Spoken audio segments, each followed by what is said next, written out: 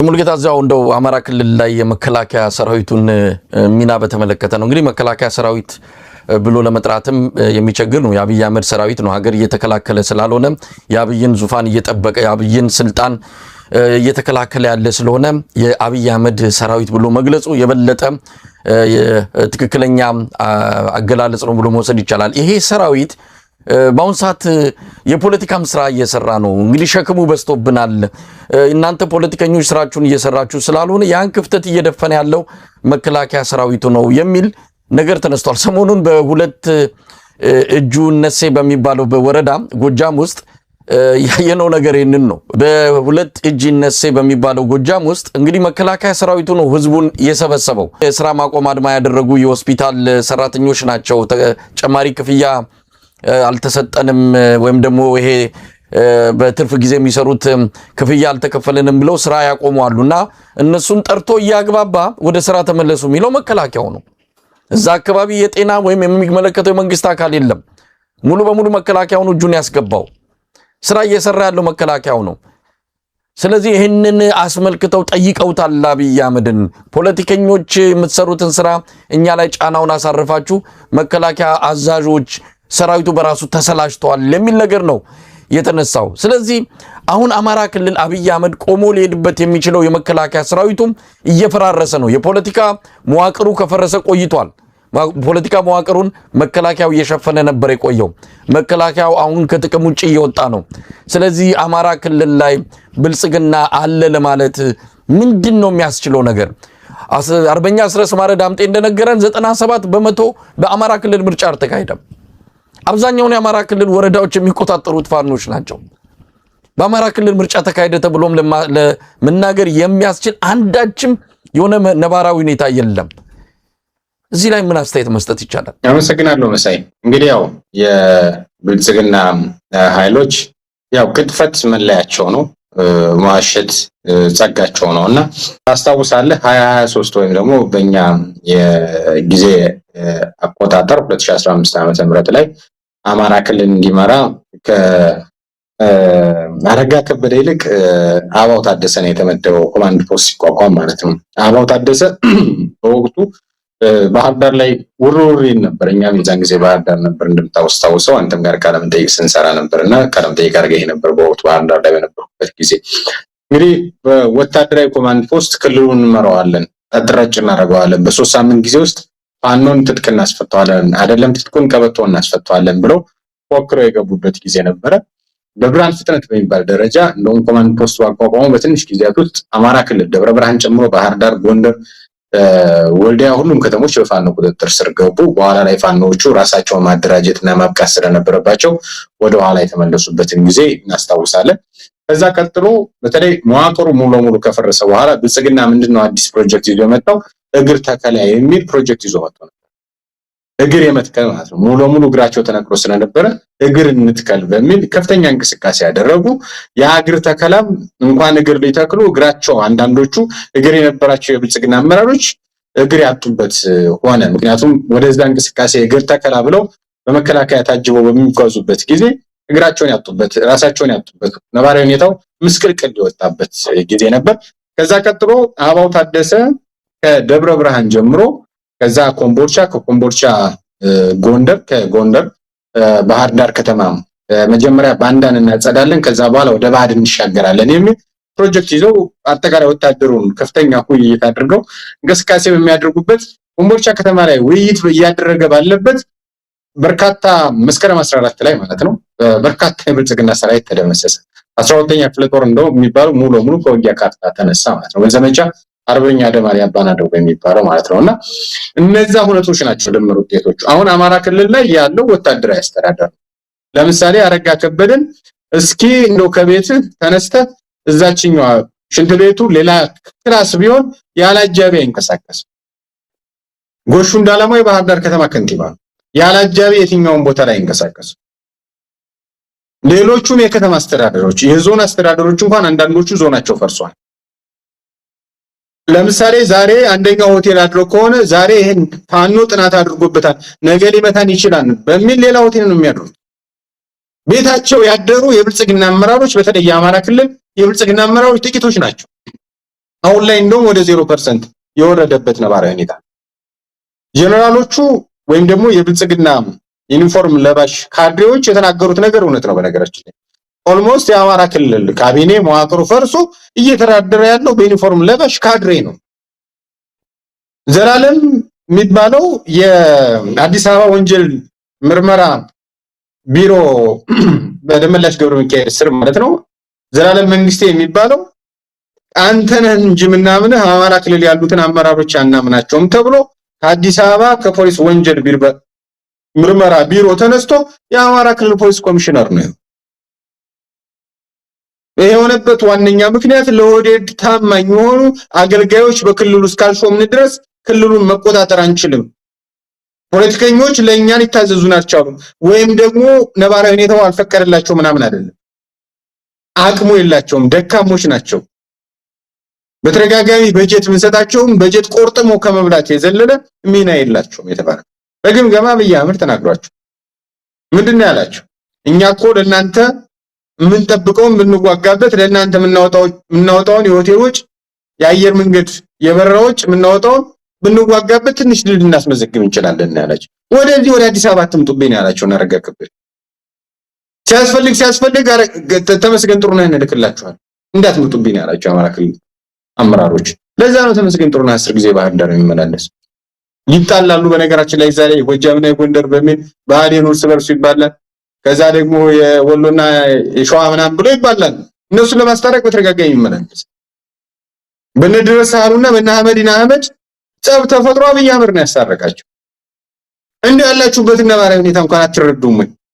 ለዛ ነው አሁን ላይ የብልጽግና መዋቅር ሙሉ ለሙሉ ፈርሶ እንግዲህ ቅድም ነፍሴ ሁለቱ እጅ ነፍሴ ሞጣ ከተማ ሆስፒታሉ ላይ ደሞዝ ካልተጨመረና አንሰራም ያሉትን ወታደሩ ነው እያሰራቸው። ይሄ ዜና ስለወጣ ነው። በነገራችን ዜና ያልወጣባቸው በርካታ ጤና ጣቢያዎች በነገራችን ላይ አንዳንዶቹ የሕክምና ባለሙያዎች ደሞያቸው ታማኝ ስለሆኑ የወጡበትን ማህበረሰብ መክዳት ስለማይፈልጉ ነው እንጂ አንዳንዶቹ ያለ ደሞዝ ነው የሚሰሩት። ማህበረሰቡ ጤፍ እያዋጣ እየሸጠ ማሽን ላይ እያዋጣ እየሸጠ እንዳይቸግራችሁ በሚል የቤት ኪራያቸውን እየከፈለ እህል እየጫነ ነው እነሱ እያከሙ ያሉት አንዳንድ ወረዳዎች ላይ ፋኖ በተቆጣጠራቸው ቀጠናዎች ላይ። ብልጽግናማ ሙሉ ለሙሉ ርስቶታል ህዝቡ። በወታደር ኃይል ለማስተዳደር ሙከራ ይደረጋል። ያ ወታደር ኃይል ፋኖ በገባ ጊዜ ካድሬውንም ጥሎት እናንተን ይዘን አንሄድም ነው የተባለው። ደጋዳሞት ታስታውሳለህ? ደጋዳሞት ላይ የት ልትሰደር ነው? እኛ እኮ ሀገር አለን።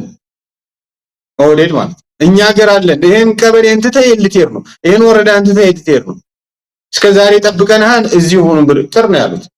ይሄ ቋሪት ላይ ተደግሟል፣ ቡግና ወረዳ ላይ ተደግሟል፣ ብዙ ወረዳዎች ላይ ማለት እስከ መጨረሻው ይተከምባቸዋል። መንገድ መሪ በማድረግ የባህዴን አመራሮች ናቸው። አሁን በአማራ ክልል ውስጥ አንደኛ መንገድ መሪ ናቸው፣ ሁለተኛ ሰላይ ናቸው፣ ሶስተኛ ሴት አቅራቢ ናቸው፣ አራተኛ መጠጥ አቅራቢ ናቸው።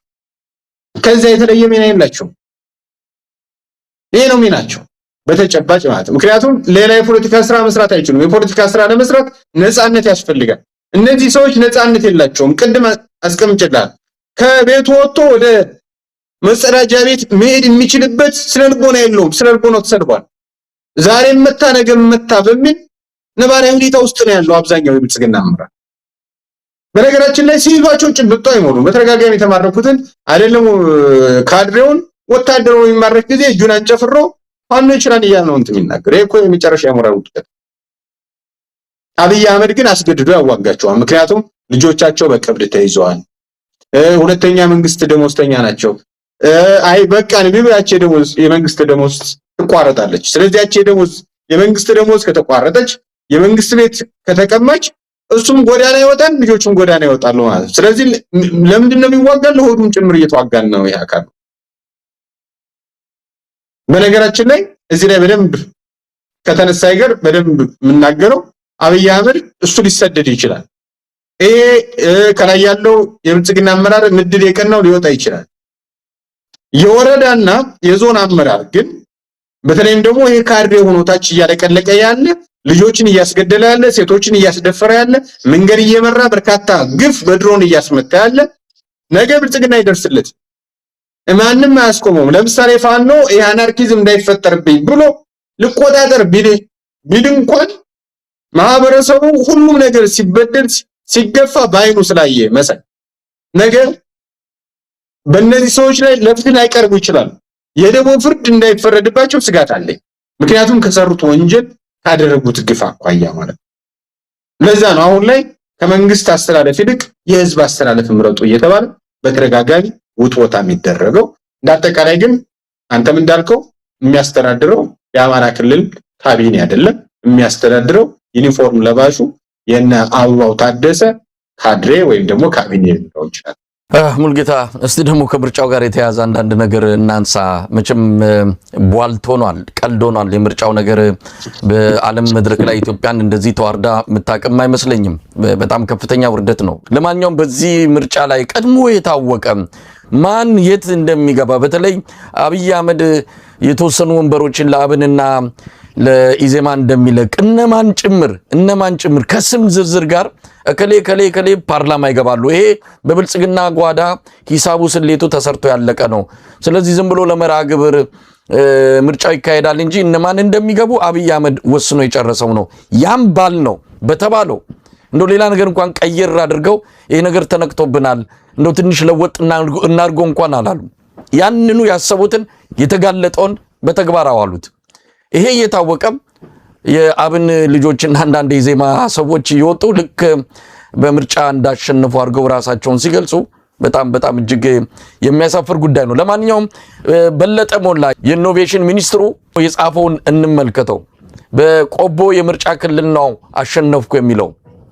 እንግዲህ በዛ የምርጫ ክልል 157 የሞርታር ቅቡላዎች ተወርውረዋል። ይህንን ያደረጉት ሻዕቢያ፣ ወያኔ፣ ግብጽ ናቸው።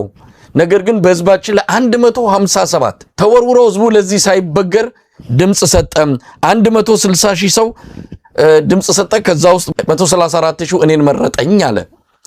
ግድ የለም ያለው ይበል። እንደው ይሄንን ለማን ነው የሚነግረው? አንድ የሞርታር ጥይት በተተኮሰበት የምርጫ ጣቢያ ሰው እንዴት ወጥቶ ሊመርጥ ይችላል? ይሄ ልም ያለ ጦርነት፣ ከባድ ጦርነት ነበር ማለት ነው። 157 የሞርታር ቅንቡላዎች ከተተኮሱ ታዲያ ምርጫው እንዴት ተካሄደ? እንዴት ተካሄዶ ነው በለጠ ሞላ አሸነፍኩ የሚለው?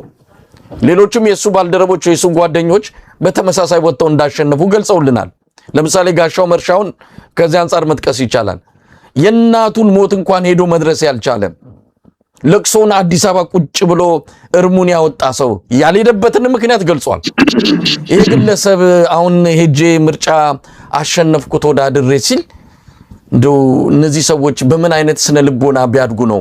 እውነት አስተዳደጋቸውንም ወደ ኋላ ሄዶ መፈተሽና መመርመር የሚገባ ነው። የሰው ልጅ በዚህ ደረጃ ህሊናውን አጥቶ እንደው አሽከርነትንም ግርድናንም ተቀብሎ ሲኖር በጣም አስገራሚ ነው። እንዴት አየው ግን ሙልጌታ?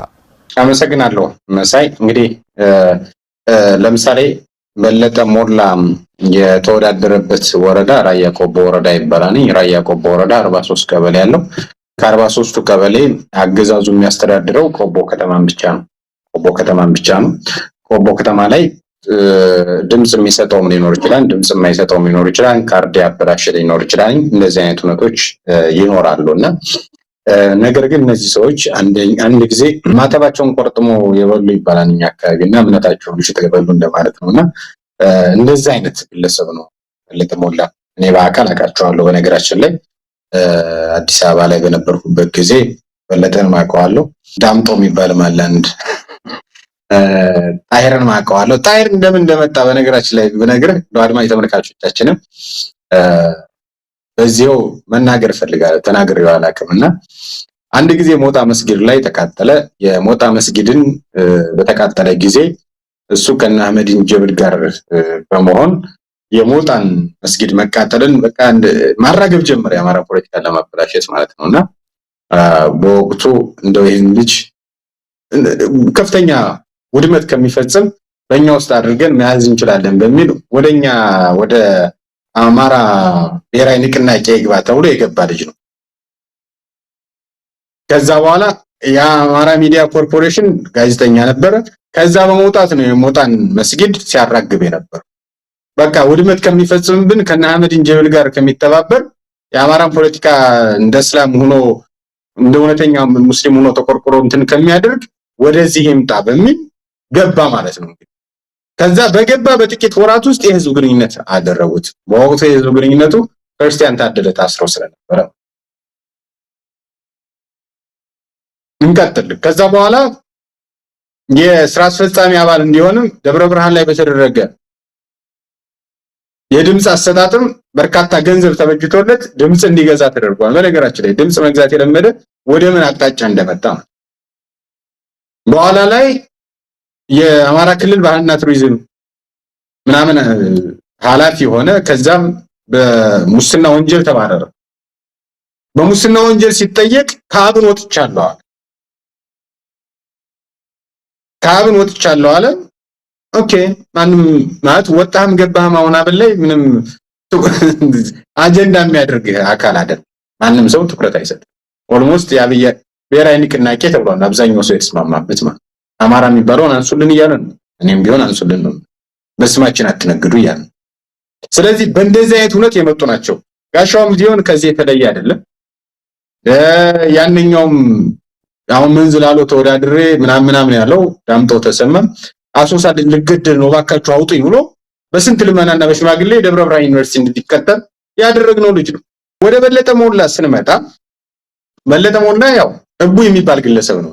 በግልጽ ለማስቀመጥ ስብሰባ እንኳን ተቀምጠህ አብረህ ልደባደብ የሚል በሐሳብ ማያምን እንደዚህ አይነት ግለሰብ ነው። ጓዶቹ በደንብ ያውቁታል። ስለዚህ ይሄ ስለ ዲሞክራሲ ሊያወራኝ አይችልም። ይሄ ስለ ፖለቲካ ሊያወራኝ አይችልም ይሄ ግለሰብ። ከዛ በተጨማሪ ጓዶቻቸው እንዲታሰሩ ምስክር የሆኑ ሰዎች አሉ። ደብዳቤ የጻፉ ሰዎች አሉ። ደብዳቤው አለ በነገራችን ላይ እነ ክርስቲያን ታደለ እንዲታሰሩ ደብዳቤ የጻፈ አካል አለ። በአብን ፊርማ፣ በአብን ቢሮ ማለት በማህተም። እነዚህ መረጃዎች ይወጣሉ። የጊዜ ጉዳይ ነው። ሁሉም ሰው ዛሬ ሱፍ ለብሶ እንደዚህ እንደሚለው አይደለም። አንገት የመድፋት ቀን ይመጣል። አሁን አንገት ደፍተው የሚኖሩ አሉ አይደል? ወያኔ ጊዜ ህዝብ ሲበድሉ የነበሩ የት እንዳሉ ማናቃቸው ትናንት አገር ይያዝልን ይጠበብልን ሲሉ የነበሩ ልክ እንደነጋሻው መርሻ እንደነ ታሄር እንደነ በለጠ ሞላ ምናምን ማለት ነው። ስለዚህ እነዚህ ሰዎች ምንም ማድረግ አይቻልም።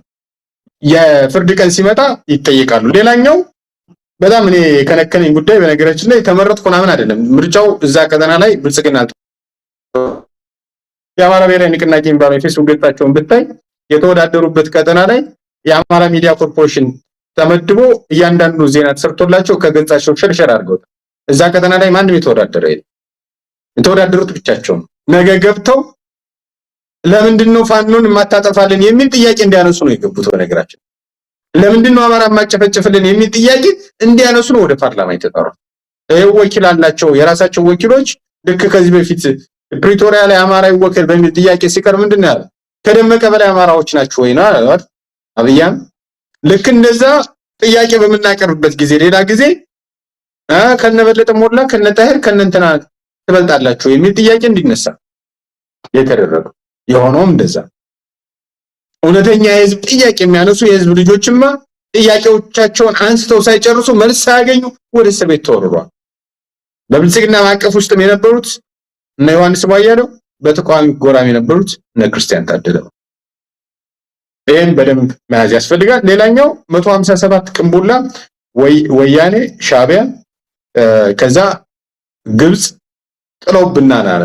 ይሄ ሁሉ ቅንቡላ ቢጣል እሱ እዛ ከተማ ላይ አይገኝም፣ ራሱ ስለሚታወቅ።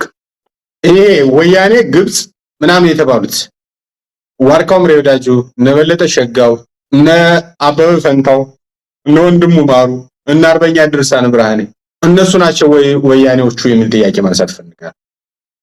ምክንያቱም የዛን ቀን ውጊያ ሲያደርጉ የነበሩት ሮቢት ዙሪያ፣ ራያ ቆቦ የሚባሉት ከቆቦ ከተማ ውጭ ባሉት ቀጠናዎች ላይ ከፍተኛ ውጊያ ሲያደርግ የነበረው የነሱ ሰራዊት ነው።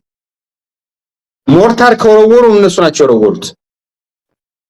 157 ወያኔ ሻዕቢያና ግብጽ ከወረወሩባቸው የሀገር ተወሯል ማለት ነው። በነገራችን ላይ ለምንድን ነው መግለጫ የማይሰጡት? እስከመቼ የኛ ወንድሞች ህይወት ዋጋ የሚከፍሉበትን ትግል ለብልጽግና ለከርሳቸው ሲል እያሻሻጡ አብረው ይቀጥላሉ ነው። ከዛ በተጨማሪ 157 ቅንቡላ ተጥሎበት እሱ የት ነበረ? ማረፊያ ቦታ ሲገኛ ነው እሱ ከነበረበት አኳያ ወልዲያ ዙሪያ የነበሩት ሁነቶች እናስታውሳለን። በሌሎችም ቀጠናዎች ማለት እንደዚህ አይነት ውሸትስ ለምሳሌ ይመረጠኝ ያለውን 134,000 ህዝብስ እንደው መርጠውት እንኳን ቢሆን ማለት ነው መዋሸት አይሆንም ወይ? 157 ቅንቡላ እንዳልተጣለ ይታወቃል። 157 ቅንቡላ ተጣለ ማለት ከዛ ጎን ለጎን የድሽቃ ውጊያ አለ፣ ከዛ ጎን ለጎን የክላሽ ውጊያ አለ፣ ከዛ ጎን ለጎን የብሬን ውጊያ አለ፣ ከዛ ጎን ለጎን የስናይፐር ውጊያ አለ። ስለዚህ በቅንቡላ ወይም ደግሞ በዚህ በሞርተር ብቻ አይደለም ውጊያው ማለት ነው። ወይስ እያንዳንዱ ምርጫ ጣቢያ ላይ ተጥሮ ከሆነ ለምንድን ነው የኢትዮጵያ ብሔራዊ ምርጫ ቦርድ የሚባለው በዚህ ጉዳይ ላይ መግለጫ አልሰጠበት? አልተናገረም አይደል? ሜላት አልተናገረች። ለምስክርነት ተጠራ እንትን ግለሰባት ሆነ። ስለዚህ ህዝብን እየዋሹ እስከመቼ መቀጠል ይቻላል? ከዛ በተጨማሪ ከዚህ በፊት ዶክተር የደሴ ዩኒቨርሲቲ ፕሬዝዳንት የነበረ ደሴ ላይ በነበረው እንቅስቃሴ ዶክተር መንገሻ የሚባል አይ እዚህ ጋር አታስፈልግም ባህር ዳር ሄድ ተብሎ ባህር ዳር ላይ ተወዳደረ። ባለፈው ጊዜ የብልጽግና አመራር የነበረ ነው። አሁንም እሱ ተነስቶ ነው በነገራችን ላይ በለጠ ወዳደረ የተባለው ማለት እዚህ በፊት እነ ዶክተር አስራት ሰረን የሆነ ጊዜ ዘመቻ ነበር አይደል መሳይ የዩኒቨርሲቲ ፕሬዝዳንቶችን የብልጽግና ተወካይ ማድረግ ማለት አሁን እነሱ ተነስተው ነው እነዚህ ሰዎች እንዲገቡ የተደረገው። ስለዚህ በተግባር መረጋገጥ እውነት መሆን ያለበት እዛ ቀጠና ላይ የተዋጋ ካለም 157 የተኮሰ አልተተኮሰ የተኮሰም ካለ ማን ነው የተኮሰው? ለሌላ ታርጋ መለጠፍ መቆም መቻል አለበት። ይሄ እያንዳንዱ ግን በነገራችን ላይ በደንብ ማስተዋልና ማየት ያለበት እያንዳንዱ የሚጽፈው ነገር አንዳንዱ የብልጽግና ዛሬ ለመወደድ ተጨማሪ ሹመት ለማግኘት ተጨማሪ የሆነ ነገር ለማግኘት የሚያደርገው እንቅስቃሴ ሁሉ ዛሬ ምን እያደረገ ሲጽፍ እሱ ስክሪንሾት የሚያደርግ ኃይል አለ ለታሪክ የሚመዘግብ ማለት ነው። ስለዚህ ነገ የፍርድ ቀን ሲመጣ ሁሉም ፍርድ ላይ ይቀርባል ብዬ አምናለሁ። ምክንያቱም መሰራት አለበት። አንድ ነገር እንደው ጥያቄ በእርግጥ አንድ ሰው ራሱን አሳልፎ ከሰጠ በኋላ ከዛ የህሊና ጥያቄ ልታነሳ አትችልም። ይሄ ሰው ሰውነቱን አውልቋል። ብልጽግና ወደድንም ጠላንም እኛ ስላልን ሳይሆን በራሱ ጊዜ ሊወድቅ የሚችል ሊፈርስ የሚችል ወደዛም እያመራ እንዳለ ግልጽ ነው። ይሄንን እኛ ስለተመኘነው ስለጓጓን አይደለም። የሚታየው ነባራዊ ሁኔታ መሬት ላይ ያለው ነገር ይህንን ነው የሚያረጋግጠው። ታዲያ ወራጅ ወንዝ ለምን ይወስድሃል? እያወቁት ብልጽግና ሀጅ እንደሆነ ቅርብ ወራጅ እንደሆነ እያወቁ ምናልባት አብይ አህመድ ነገ ከነገ ወዲያ ሀገር ጥሎ ቢሄድ እነሱን ይዟቸው አይሄድም። ወደ አቡዳቢ ሲሄድ ይዟቸው ሊሄድ የሚችላቸው ምናልባት በጣም ጥቂት የሆኑ የቅርብ ሰዎቹን ነው። ነገ የሚቀሩት ከህዝብ ጋር እንዴት ነው በዚህ አይነት ሁኔታ ይህንን እያወቁ ምን አይነት እንደው ነገር ቢሸብባቸው ነው ህሊናቸውንም አይናቸውንም ልቦናቸውንም ጋርዷቸው ከህዝብ ጋር በዚህ ደረጃ መፋታት የፈለጉት? እንደው የምታውቁት ነገር አለ? እነዚህ ሰዎች በእንደዚህ አይነት ጫማ ስር የወደቁት በምን አንጻር ነው? በዚህ መልኩ ለአማራን ህዝብ ትግል አሳልፎ መስጠት ብቻ አይደለም ራሳቸውም ታሪክ እንዳይኖራቸው ራሳቸውን ጭምር ነው እያጠፉ የሚገኙትና ምን ሊሆን ይችላል ከጀርባ ያለው ምክንያት? ብዙ ምክንያቶች አሉ። አሁን ለሚዲያ የማይበቁም ጭምር ማለት ነው መሳይ። አንደኛ ለመጋባት ነው። ከህዝብ ጋር ላይጋባ ማለት ሰው ህዝብ ጋር ሰው ላይጋባ። ምክንያቱም ቶልቆ አንተ ነህ፣ አንተ ግለሰብ ነህ። ህዝብ ጋር ታገለ ማሸነፍ አይችልም። ህዝብን ታግሎ ማሸነፍ አንመጭም። ህዝብ ጋር ልተጋብተዋል። አንድ ሰሞን እንግዲህ ጦርነቱ ከመጀመሩ በፊትም መንጋ እያሉ ይሳደቡ ነበር ማህበረሰቡ። ማሰብ የማይችል መንጋ እያሉ ማለት። ስለዚህ ቅድም ነግሬሃለሁ፣ እቡይ ናቸው ብያለሁ። በአብን ውስጥም ሁለት ጎራ ነበረ እንደው በግልጽ እናንሳው ከተባለ ያ ሁለት ጎራ ሲሰነጠቅ ግማሹ አሁንም እነ ዶክተር ደሳለኝ አንወዳደርም ምርጫ ብለዋል አይደል ራሳቸውን ሲያገሉ፣ አንዳንዶች ግን ምርጫ ለመወዳደር ራሳቸውን አሳልፈው የመጡአሉ። ስለዚህ እዚህ አሁን ባለው በአማራ ትግል ውስጥ የመቀንጨር ልንለው እንችላለን። በነገራችን ላይ መቀንጨር ማለት ነው በሆነ ነገር ላይ ስታክ ማድረግ፣ የሆኑ ግለሰቦችን ጸብ የአካባቢ ጸብ ማድረግ፣ የሆነ ሰው ሲሰድብህ ይሄ አካባቢ ነው የሰደበኝ የሚል አዝማሚያ ያላቸው ነገሮች አሉ መሳይ። እንደው ውስጡን ወደ ውስጥ አልገባበትም። ይሄን እንደው አድማጮችም እንዲረዱት እንደዚህ አይነት ነገሮች አሉ። የአንዳንዶች ጸብ ከዚህ የዘለለ አይደለም። መንገድ ዳርና መንገድ ላይ ሆነ ልጅ ያለ ትጣላለህ። የመንገድ ዳር ልጅ ከደበደበ ሙሉ ለሙሉ የመንገድ ዳር ሰው እንደደበደበ አድርገህ የምትቆጥርበት ማለት ነው። በፖለቲካ ውይይት ስትሸነፍ ያንን ሽንፈት ግን የመስጠት ማለት ነው። እነዚህ ሰዎች እንደዚህ ናቸው። ትናንት የሻዕቢያ አገዛዝን ሲያሽቃብጡለት ታስታውሳለህ? በወቅቱ ጋሻው መርሻ፣ ዛሬ ደግሞ ሻዕቢያ ነባር ጥላታችን ነው ይላል። አባት ሀገር ኤርትራ ሲሉ የነበሩ ሰዎች ማለት እንደዚህ ናቸው። አብይ አህመድ ሲያኮርፍ የሚያኮርፉ፣ አብይ አህመድ ሲደሰት የሚደሰቱ፣ እንደዚህ አብይ አህመድ ወዳጅና ጥላት ብሎ የሚበይንላቸው በዚያ ልክ መንቀሳቀስ የሚፈልጉ፣ አንዳንዶች ደግሞ በቃ አሁን ባለው የኢትዮጵያ ፖለቲካ ውስጥ የሚገባኝን ጥቅም አግኝቻለሁ ብለው የሚያምኑ ናቸው። ስለዚህ ፍላጎታቸው የራሳቸውን ጥቅም ማስከበር፣ የራሳቸውን የኑሮ ህይወት ማደላደል ነበር። እኔ እኮ የሚገርመኝ ነገር 3 ቤት 4 ቤት ምናምን አዲስ አበባ ላይ በከፍተኛ ሁኔታ ጨረታ ውስጥ ገብተዋል። እነዚህ ሰዎች ከህዝብ ይዘርፋሉ። አሁን ኢኖቬሽን ምናምን የሚባለው ሚኒስተሩ ዶክተር በለጠ ሞላ እንደው በግልጽ ዳስቀምጠው ካልኩኝ ወደ ውጭ ሀገር የሚሄዱ ሰዎች አሉ አይደል? ከነዛ ላይ 1 ሚሊዮን ብር የሚቀበል ሰው ደላላ ሆኗል ማለት ነው። ሰዎች ወደ እንግሊዝ ሀገር ሲሄዱ፣ ወደ ግሪክ ሀገር ሲሄዱ በሱ ስኮላርሺፕ በሱ ወደ ውጭ ሀገር እንደላካቸው ተደርጎ እንዲሰራ እያደረገ የሚሰራ ግለሰብ ቢዝነስ አድርገውታል። እያንዳንዱ የሚያገኙት ወንበር ቢዝነስ አድርገዋታል።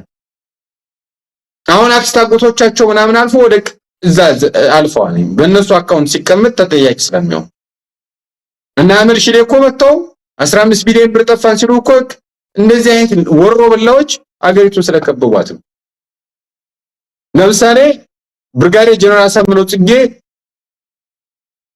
የቀብር ስነ ስርዓቱ ላይ በለጠ ሞላ በቦታው ተገኝቷል። የብርጋዴር ጀነራል አሳምነው ጽጌን መንፈስ ያነገቱ ዛሬም እየተዋጉ ያሉ ፋኖች አሉ አይደል? በስሙ እዝ ሰይመውለት ጀነራል አሳምነው ጽጌን የገደለብን አብይ አህመድ ነው፣ አምባቸው መኮንን የገደለብን አብይ አህመድ ነው ብለው የሚያምኑ ዛሬም በስማቸው ብርጌድ እየሰሙ የሚታገሉ አሉ። እነዚህ ሰዎች ግን የዛን ጊዜ ብርጋዴር ጀነራል አሳምነው ጽጌን ስማቸውን ሲጠሩት የነበሩት ለመገጃ ነበር፣ ለፖለቲካ ሸቀጥ ነበር ማለት። ስለዚህ ግባቸውን አሳክቷል። እነሱ ግን ምንድነው ከርስ መሙላት፣ ሌላ ሊባል።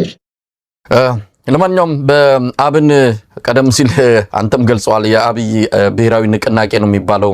ከዛም የተሻገረ ነገር ሊኖራቸው አይገባም። የአማራ ሕዝብ የገባበትን መከራ ስቃይ ከማንም በላይ በአካል እዛ ሆነው ራሳቸውም ደርሶባቸው እያዩት፣ ነገር ግን ባልኮ በጥቅምም ይሁን ሕዝብ ለምን ጠላን ብለው መልሰው ሕዝብ ላይ የቂም በቀል በዚህ በስልጣን ተመከተው እንዲህ አይነት እርምጃ መወሰን እንደፈለጉ እንግዲህ ነገ ውጤቱን እናለን። እንዳልከው የፍርድ ቀን ሩቅ አይደለም። ሁላችንም በፍርድ ሚዛን ተለክተን በህዝብ ሚዛን ተለክተን ፍርዳችንን የምናገኝበት ጊዜ ሩቅ አይደለም። ግን ጊዜ አላቸው። አሁንም ቢሆን በመጨረሻው ሰዓትም በዚህን ጊዜ ይህን ሁሉ እንኳን ወንጀል ሰርተው በዚህ ደረጃ የአማራን ህዝብም የኢትዮጵያን ህዝብም ከርተው፣ ነገር ግን አሁንም እድሉ አላቸው።